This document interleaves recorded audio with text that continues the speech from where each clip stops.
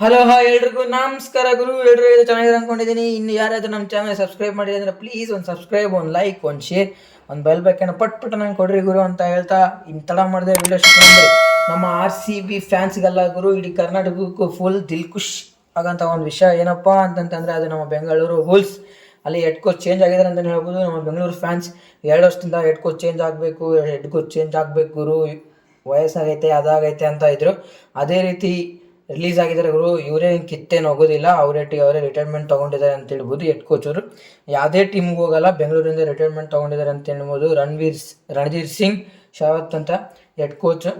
ಈಗ ಗೊತ್ತೇ ಇರುತ್ತೆ ಗುರು, 2 ವರ್ಷದಿಂದ ವರ್ಸ್ಟ್ ಮ್ಯಾಚ್ ಆಡ್ಸ್ಕೊಂಬಂದಿದ್ದಾರೆ ಅಂತ. ಅಲ್ಲಿ ಆ್ಯಕ್ಷನಲ್ಲೂ ಒಂದೊಳ್ಳೆ ಕ್ವಾಲಿಟಿ ಪ್ಲೇಯರ್ಸ್ನ ತೊಗೊಳಕ್ಕಾಗಲ್ಲ. ಮೊನ್ನೆ ಪ್ರದೀಪ್ನಲ್ಲಿ ಏನು ಅನ್ನೋಕೆ ಹೋಗ್ಬಾರ್ದು ಗುರು.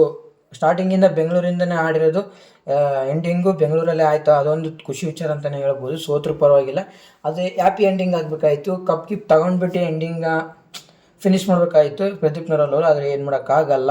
14 ಮ್ಯಾಚ್ 2 ಮ್ಯಾಚ್ ಗೆದ್ದಿದ್ದೀವಿ ಅಂತಲೇ ಹೇಳ್ಬೋದು, ಅಷ್ಟೇ ಖುಷಿ. ಇಲ್ಲಿ ನಮ್ಮ ಹೆಡ್ ಕೋಚ್ ಅವರು ರಿಲೀಸ್ ಆಗಿದ್ದಾರೆ ಅಂತಲೇ ಹೇಳ್ಬೋದು ಗುರು. ಅಂದರೆ ಒಂದು ಒಳ್ಳೆ ಡಿಸಿಷನ್ ಗುರು. ನೆಕ್ಸ್ಟು ಸೀಸನ್ ಆದರೂ ಚೆನ್ನಾಗಿರುತ್ತೆ ಅಂತ ಹೇಳ್ಬಿಟ್ಟು. ಮತ್ತು ಇನ್ನೊಂದು ಖುಷಿ ವಿಚಾರ ಏನಪ್ಪ ಅಂತಂದರೆ, ಅವ್ರು ಹೋಗಿರೋ ಒಂದು ಬೇಜಾರಾಯ್ತಪ್ಪ ಅಂತಂದರೆ ನನಗೇನು ಬೇಜಾರಿಲ್ಲ ಗುರು. ಫ್ಯಾನ್ಸಿಗೆ ಯಾವ ಥರ ಇದೆ ಅಂತ ಗೊತ್ತಿಲ್ಲ. ರಣಧೀರ್ ಸಿಂಗ್ ಶೇಖಾವತ್ ಅವ್ರು ರಿಲೀಸ್ ಆಗಿರೋ ಬೇಜಾರಂತ ನನಗಂತೂ ದೇವರಣೆಗೂ ಇಲ್ಲ.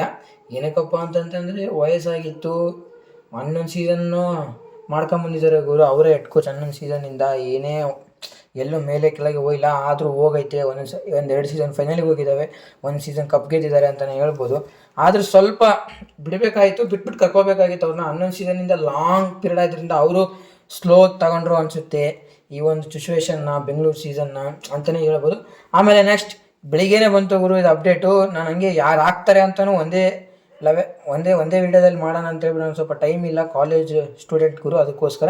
ಮತ್ತು ನೆಕ್ಸ್ಟು ನಮ್ಮ ಹೆಡ್ ಕೋಚ್ ಯಾರಾಗಿದ್ದಾರಪ್ಪ ಅಂದರೆ ಬೆಂಗಳೂರು ಬುಲ್ಸಿಗೆ ರಾಯಲ್ ಚಾಲೆಂಜರ್ಸ್ ಅಂತಲೇ ಬರುತ್ತೆ ಗುರು. ವೀಡಿಯೋಸ್ ಮಾಡಿ ಸಾರಿ ಹೇಳ್ತಾ, ಬೆಂಗಳೂರು ಬುಲ್ಸಿಗೆ ಹೆಡ್ ಕೋಚ್ ಯಾರಪ್ಪ ಅಂತಂದರೆ ಈಗ BC ರಮೇಶ್ ಗುರು. ಅದು ನಮ್ಮ ಕರ್ನಾಟಕದ ಹುಲಿ ಗುರು. ಫಸ್ಟ್ ಪ್ರೀವಿಯಸ್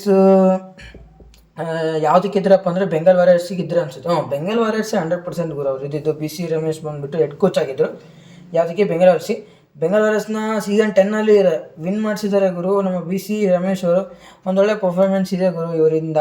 ಆ್ಯಕ್ಷನಲ್ಲಿ ಒಂದು ಚೆನ್ನಾಗಿ ತೊಗೊತಾರೆ ಅನಿಸುತ್ತೆ. ಈಗ ಒಂದು 10 ಮಿನಿಟ್ಸ್ ಆಯ್ತಿದ್ದು ಅಪ್ಡೇಟ್ ಬಂದುಬಿಟ್ಟು BC ರಮೇಶ್ ಅವರು ನಮ್ಮ ಬೆಂಗಳೂರು ಬುಲ್ಸ್ನ ಹೆಡ್ ಕೋಚ್ ಆಗಿ ನೇಮಕ ಆಗಿದ್ದಾರೆ ಗುರು. ಇವಾಗ ರಣಧೀರ್ ಸಿಂಗ್ ಶೇಖಾವತ್ ಅವರು ರಿಲೀಸ್ ಆಗಿ ಆ ಪ್ಲೇಸಿಗೆ BC ರಮೇಶ್ ಅವರು ಹೆಡ್ ಕೋಚ್ ಆಗಿದ್ದಾರೆ.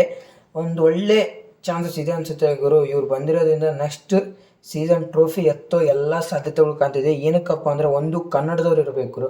ಕನ್ನಡದವ್ರಿದ್ದರೆ ಏನೋ ಗೊತ್ತಿಲ್ಲ, ಅವ್ರು ತೆಲಿಗೆ ಹಚ್ಕೊತಾರೆ ಅನಿಸುತ್ತೆ. ಗೆಲ್ಲಿಸ್ಬೇಕಂತ ಹುಮ್ಮಸ್ಸಿರುತ್ತೆ ಗುರು.